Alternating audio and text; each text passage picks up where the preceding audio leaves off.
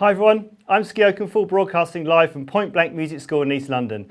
Welcome to the penultimate session in the Academy of Electronic Music, brought to you by Google, Armada Music, DJ Mag and Point Blank. I'm course developer and tutor at Point Blank, and I've been putting the 7 winners and you through your paces on the Electronic Music Composition course via this series of exclusive Hangouts. If you've enjoyed learning about composition and production with us here at Point Blank and are interested to know what the full course is like, head on over to www.pointblankonline.net/electronic-music-composition and take a look at the contents. As an Academy viewer, you're entitled to a 10% discount off the course fees with this code. And you have until midnight on the 16th of November to use your discount code. So today we have a special artist hangout with music industry insider Chris Schweizer. He's an Armada and a State of Trance regular, remixer for the likes of Above and Beyond, Dash Berlin and Armin van Buuren, and DJ at some of the world's biggest clubs. Chris is the definition of a rising star. His electro, house and trance-fused sound is tied together by his unmistakable bass lines, with almost every original release dominating the Beatport trance charts. We're delighted to be joined by Chris live from Argentina to give his advice to our 7 finalists and for you, our YouTube audience. So, how you doing, Chris? Good. How are you? Yes, great. Thanks so much for coming along. Thank you for having me. Yeah. What have you been up to? Have you been busy? Yeah, I'm always trying to get myself busy with productions and stuff. Oh, okay. And you're DJing out as well? Yeah, I'm DJing almost every weekend, so I'm really happy. Fantastic. Well, I know that the guys are really happy to have you along, and they've got prepared a load of questions for you. But I just thought we'd kick things off with listening to some tracks of yours. You sent me over a few earlier today. So let's play the first tune. I'll play about a minute of each track, and then come back to you, and you can have a chat. We can have a quick chat about it. Yeah. So this first track, people might know, it's called Alive. Here we go.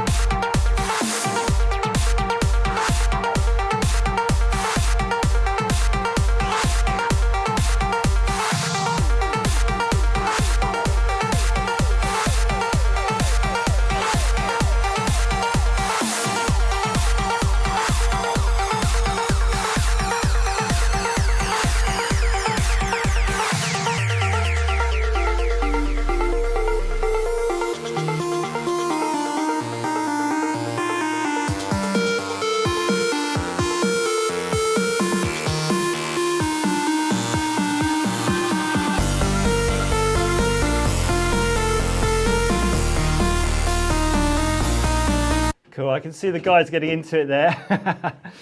So, wicked sounding track. Can you tell us a little bit about that tune? Well, Alive, it's kind of a really melodic trance, and then it hits with a really banger bass line, you know? Yeah. It's what I wanted to do for a long time, like combining melodic stuff with banging and clappy stuff for the crowd, you know? Yeah. That track, it's funny because I actually put my voice on the breakdown. Oh, really? Yeah, there's like a singing and it's actually me, so it was really fun to make. Was that a first for you, the first time you'd done that? It's the first time I sing on one of my tracks, but yeah. I already put my voice, you know, on the collaboration with Kid Beats on my track The Conquest. Yeah. It's always my voice, you know, that I do some changes and I put it there. Great. Okay, well, let's check out another one now. Hold on a sec. Here we go. Okay. So this is Now or Never. Let's play a little bit in this time.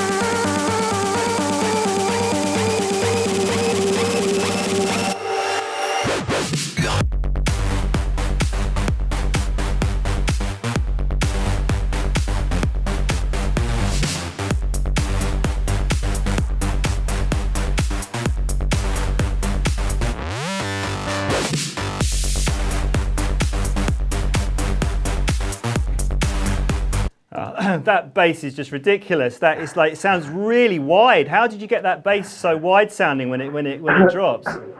It's it's about the layering, you know. There's like one really mono that gets like the fatness of the sound, Yeah. and there's just like two or three more that goes with a widening, you know, Yeah. or high.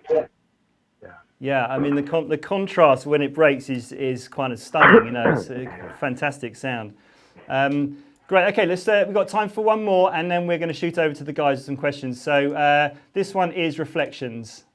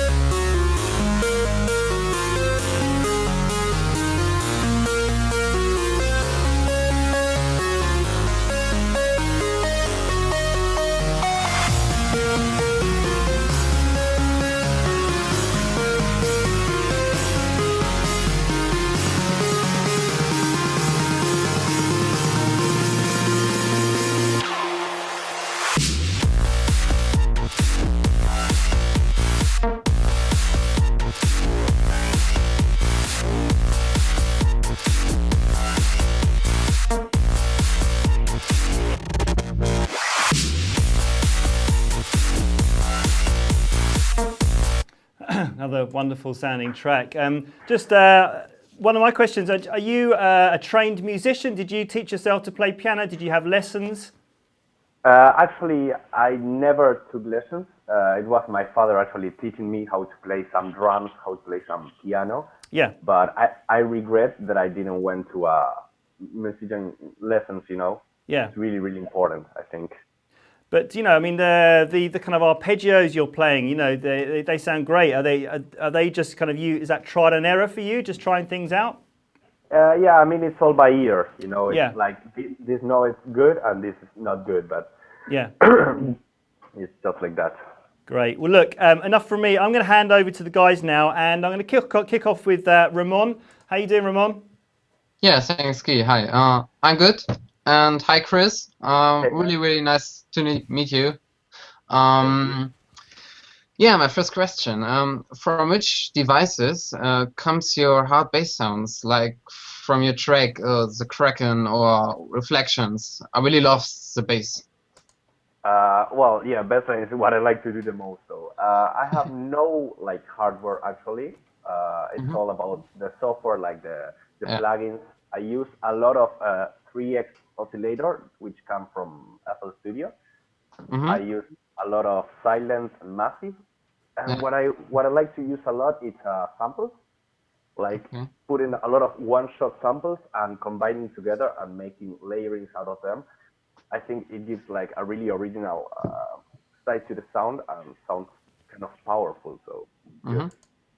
Okay, cool. And yeah, my second question: what are your inspirations to make sounds so different from a hard bass intro, you know, into a melodic trance break? Yeah, that's exactly what I want to make. You know, like really melodic trancey stuff, like really nice melodies and uplifting stuff, and then goes straight to the banging and hard bass line, which is what the crowd like. You know, like it gives a nice vibe to the nightclub. My inspiration, I think, is the crowd actually. Like going to the DJing in a party and watching the crowd go crazy with bassline and drop. It's what it gets me motivated to do more stuff like that. You know. Okay, cool. Thanks a lot, Chris. Great, thanks a lot, Ramon. Let's go over to Carolis. How you doing, man? Hey, Ski, how are you doing? Yeah, good. Hi, Chris. Nice to meet you. Hey, man, pleasure. I've got a few questions as well. If you were to go back on when you started producing, what would you change and why?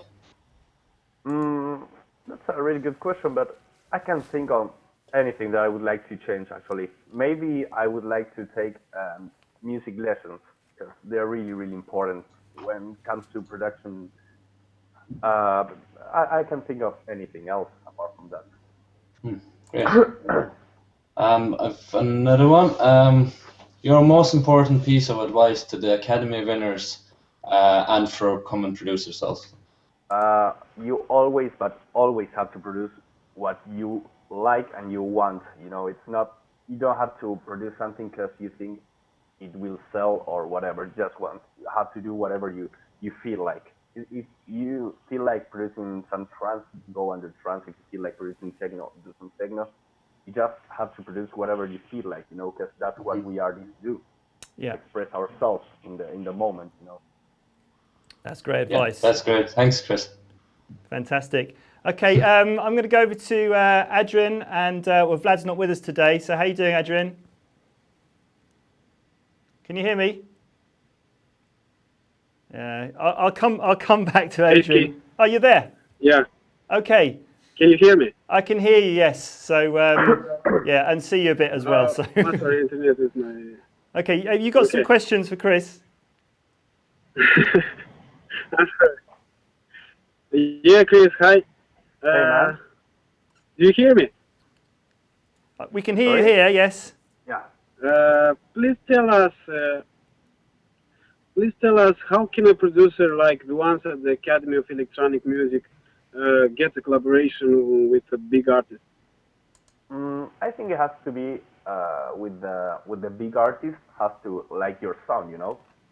You have to give them a reason to do a track with you. Like they have to be really inspired by your sound and really wanting to go and do a track with you. Thank you. And my second question, do you think it's important to use analog gear for mixing your production? Like EQs, compressors? Yeah, I have no hardware, as I already said. It's all about software. I do use EQ and compression, but it's just plugins, you know.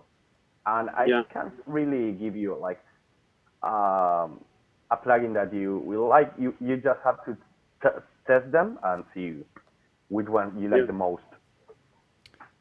Have you always used software plugins? Have you ever had kind of any hardware at all? No, I never had any hardware, so it's always been software. Yeah.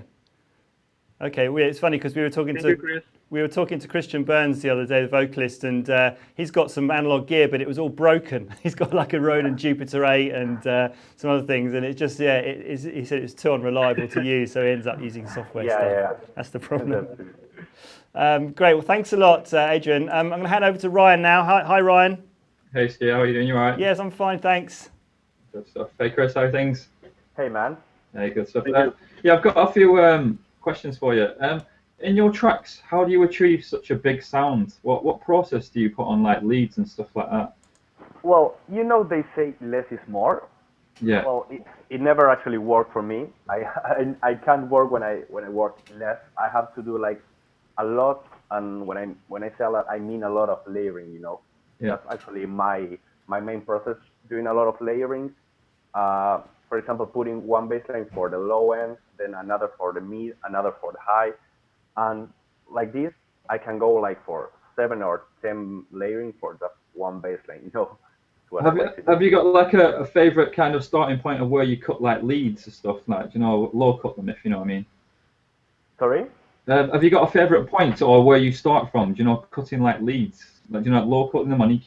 Yeah, I usually cut everything below 125 or 150. Right, okay. I've got another one. What do you think a producer needs these days to be successful in the music industry? I think the most important thing a producer has to have nowadays is a unique sound, you know, because nowadays everything sounds kind of all the same, you know, so it's really, really important to stand out for like everything, you know. You have to have your own sound. It's really important. Okay, great stuff. Thanks for that. Thank you. Cool, great. So I'm going to hand over to Yuri and Raphael. How you doing? Hey there. Hey. Hi. It's very nice meeting you. And I was wondering, what are your first steps when you start mixing? When you trying to do the mix down? What are your first steps? Actually, it's funny because I don't do mix down. Actually, I mix as I go, you know.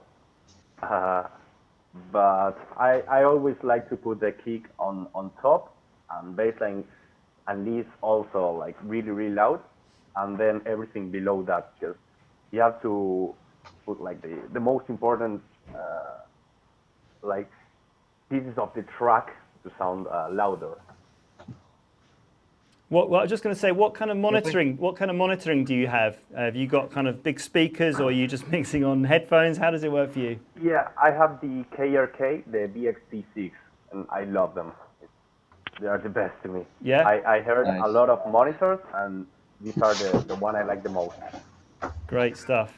I like KRKs myself. Thanks a lot. And Rafa has the second. Yeah, I have a question. What was the best way for you, like blogs or tutorials or other producers, or to improve your production skills? Well, I think the best way has always been like trial and error because that's how I learn. But what I always like to do is to read tutorials or watch video tutorials, but not just for the music I do, but for every style, you know, because you always get something new for every video you watch, you know. Like even if you don't produce dubstep, for example, if you watch a dubstep tutorial, you're probably going to learn something new that you can apply on your style. So that's really important for me. Okay, great. Thanks. Thank you. Great stuff. So I'm now going to hand over to Jonathan. How you doing, Jonathan? Hey, Ski. Hey, Chris. Nice Hey, to man. meet you. I heard that you use FL Studio. What do you think of the people that says that FL Studio is for beginners? Oh, I think that's really old school, man. Because at the beginning it was like more like a simple program, but nowadays it's like the same as Logic, Ableton, or Cubase. I test them all, and to me it's all the same. It's not about the program, but about the artist, you know. Yeah. Okay. This is my second question. When I started with train music, there was not much fans as there are today, and it made it quite difficult. So something similar happened to you when you started? Well, in Argentina, it was kind of the same because nowadays the scene is getting like bigger and stronger like every day. The trance scene, because we have Heat Beat, we have Thomas Heredia. It's getting really, really good. But 5 years ago, 7 years ago, it wasn't like a lot of fans actually here, you know. So it was kind of difficult, and it's kind of still difficult because we are like really far away from everything, you know. If you want to go to the US or Europe or whatever, it's all far. But it's good. The crowd here, I love it. It's one of the best for sure. Every DJ that came here can tell you. Yeah. They are really passionate about the music, so that keeps you really, really inspired and motivated to do more and more music. So it's a good thing. Cool. Thanks, Chris. We've actually got a little bit more time, so are there any more questions that you guys have got? Yeah, I have a question. How did you get booked? Did you go to the clubs, or how did you do it? I have a manager here in Argentina, and then I have a booking agent that's from England. So they mostly do my bookings, you know. Nice. How important do you think it is to have a manager? I mean, did the manager come after you achieved a certain amount of success, or did you start off with a manager to help you? I think it's a really important thing when it comes to bookings, you know, because it's kind of hard being a DJ and also doing your own bookings and negotiation, you know, like the fee and all that kind of stuff. Maybe, for example, me, I'm not good for business stuff, you know, so it's always good to have a man in charge of that kind of stuff. Yeah, I agree, definitely. Any more questions, guys? I have a question. Okay. Hi, Chris. What's your personal way to organize your music, and what advice would you give us? Organize your music, you mean when I'm For your DJing DJ or? sets? Yeah, for your Okay. DJ sets. It's funny because I don't really organize it. I just throw all the tracks in the same folder, and then when I'm DJing, when I'm at the club, I'm checking what track I'm going to play. It's not that I have them split by style or whatever. I just have everything in just one folder. And Okay. the best advice I can give you is to don't give up. Because for example, it happened to me that at the very beginning the track sounded horrible and they were like really really bad. But you have to to to go and go. You have to improve and try to try to be better every day. That's, that's what I think. Cool. That's great. Cool. Thank you. Okay, well, we've got a couple of questions that have come in on the YouTube comments. First of all, what is your inspiration for songs? How do you get inspired? I get inspired from everything, like from nature, from the weather, from my family, my friends. I think I I can't produce music when I'm like sad or whatever. To me, to produce music, I have to be like everything has to be okay. You know, I don't have to have any problem or whatever. Do you kind of find that you'll sit down and you'll try and start something and you'll just get nowhere and you just end up giving up? Exactly, Yeah, exactly. And the best advice to that, I think, is to go out from the studio, because you're not going to go anywhere if you just spend like 4 hours in front of the FL Studio or Ableton or whatever. yeah. It's just going to go nowhere. So just go out or play some games or go with your friends or whatever. Yeah, there seems to be a kind of common thread of advice which kicked off with Yeah. Armin van Buuren. He said the same thing. He was like, "Go and Exactly. make a sandwich, or play PlayStation or something." But Yeah, I yeah. think it's that thing. You don't want the software to be kind of controlling you. You don't want to be seeking inspiration from a screen. You want to be controlling it and manipulating it. Exactly, and it happened to me that I spent maybe like 5 hours trying to do something, and you just go in running on circles, going nowhere actually. If you're not really in the mood of doing music or inspired. Yeah. Great. And one more question as well is any tips on synthesis? Do you, I suppose, do you start with a preset and then start tweaking, or do you? I know you mentioned you use samples, but how do you approach your sounds? Well, actually, I'm not really good at synthesis. So what I like to do is combine a lot of sounds. Like if you use like one preset, it's gonna sound like it's gonna be a sound like everybody can make. But if you combine like 4 different presets and you add some processing on it and samples and sounds or whatever, you're gonna make an original sound out of them. So that's what I like to do. Like combine a lot of sounds. Great. So I know I've got a question, but how about you guys? Are there any more questions you've got for Chris? What is the best piece of advice you can give us in order to mix properly? The mix, well, there are a lot of laws when it comes to mixing, and there's a lot of, of instructions you can follow. But I think the best you can do is just trust your ears. If you think that the kick should be in a certain dB level, just put it there. Trust your ears and trust trust yourself.